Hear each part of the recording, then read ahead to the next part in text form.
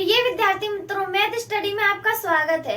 NCERT गणित कक्षा 10 में आज हम लोग प्रश्नावली 14.1 में प्रश्न क्रमांक 7 हल करेंगे, जिसमें हम माध्य सीखेंगे। चलिए शुरू करते हैं। आइए सबसे पहले हम प्रश्न पढ़ते हैं। प्रश्न में लिखा है कि वायु में सल्फर डाइऑक्साइड की सांद्रता को ज्ञात करने के लिए एक नगर के 30 मोहल्लों से आंकड़े एकत्रित किए गए, जिन्हें नीचे प्रस्तुत किया गया है। यहाँ देखिए, ये सारणी हमने बना ली है। ये सल्फर डाइऑक्साइड है और ये बारंबारता है, मतलब कि मोहल्लों की संख्या, और मोहल्लों की संख्याओं का जोड़ 30 दिया गया है। तो इन सभी संख्याओं का जोड़ 30 है। ये सवाल हम प्रत्यक्ष विधि से करने वाले हैं। चलिए, तो इस कॉलम में हम मध्य बिंदु निकालते हैं। मध्य बिंदु को x द्वारा दर्शाते हैं। तो मध्य बिंदु निकालने के लिए इन दो संख्याओं को जोड़ देंगे और 2 से डिवाइड कर देंगे। तो 0.00 को और 0.04 को जोड़ेंगे और इसे 2 से डिवाइड करेंगे। तो हमारा आंसर आएगा 0.02। अब उसी प्रकार हम इसे और इसे जोड़ेंगे और 2 से डिवाइड करेंगे।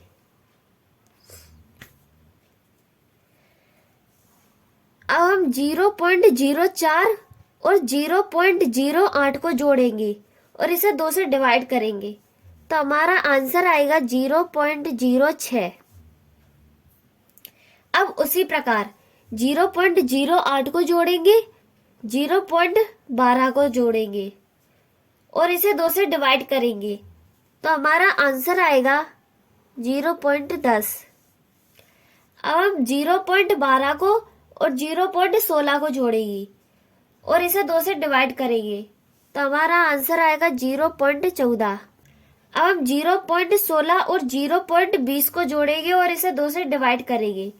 तो हमारा आंसर 0.18 आएगा। अब हम 0.20 और 0.24 को जोड़ेंगे, यहाँ पॉइंट आएगा। हम 0.20 और 0.24 को जोड़ेंगे और इसे 2 से डिवाइड करेंगे। तो हमारा आंसर 0.22 आएगा। देखिए, हमने XI निकाल लिया। अब यहाँ FI निकालेंगे। अब इसका और इसका गुणा करके यहाँ लिखेंगे। तो 4 का गुणा 0.02 में करेंगे तो हमारा आंसर 0.08 आएगा। अब 2 का गुणा 0.06 में करेंगे तो हमारा आंसर 0.54 आएगा। अब 2 का गुणा 0.10 में करेंगे तो हमारा आंसर 0.90 आएगा। अब 2 का गुणा 0.14 में करेंगे तो हमारा आंसर 0.28 आएगा। अब 4 का गुणा 0.18 में करेंगे तो हमारा आंसर आएगा 0.72। अब 2 का गुणा 0.22 में करेंगे तो हमारा आंसर 0.44 आएगा। अब चलिए, यहाँ हम एक रेखा खींच लेते हैं। ये FI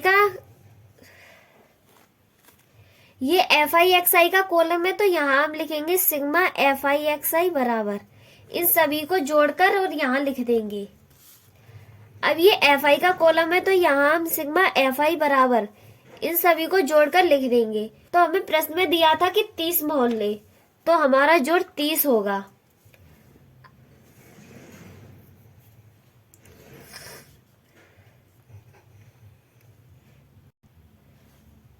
अब जब हम इन सभी संख्याओं को जोड़ेंगे तो 2.96 आंसर आएगा। अब ये सवाल हम पग विचलन विधि से कर रहे हैं। पग विचलन विधि का सूत्र है x बार बराबर sigma FI upon sigma FI।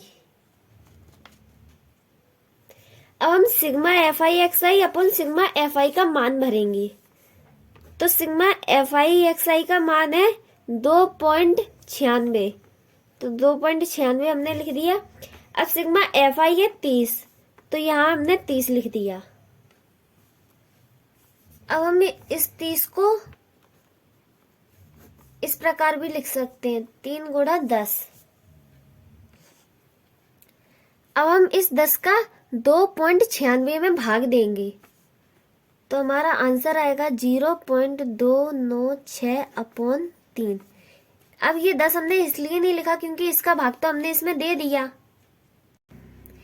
अब हम यहाँ पर 3 का भाग देंगे 0.296 में।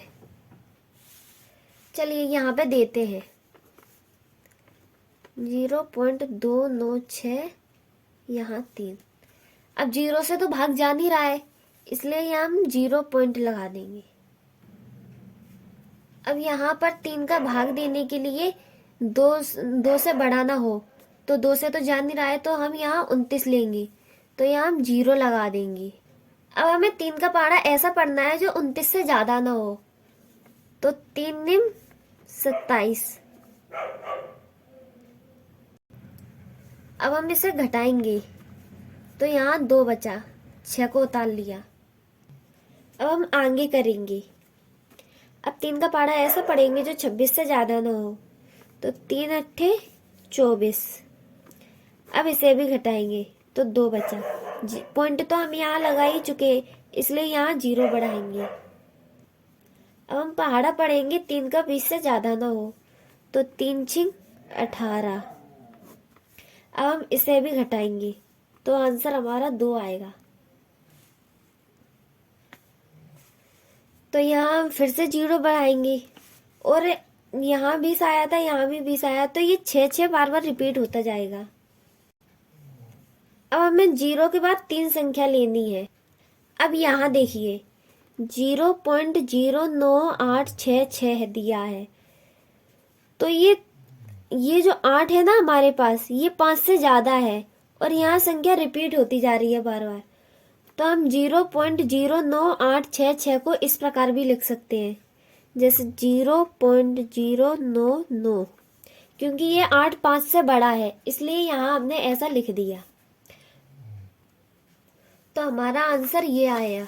तो हम यहाँ लिखेंगे 0.099, तो ये x बार हमारा निकल गया। मुझे उम्मीद है कि आपको मेरा वीडियो पसंद आया होगा। अगर आपको मेरा वीडियो पसंद आया हो तो लाइक करें, ज्यादा से ज्यादा शेयर करें और सब्सक्राइब करें, जिससे मेरे अगले हर वीडियो का नोटिफिकेशन सबसे पहले आपको मिले।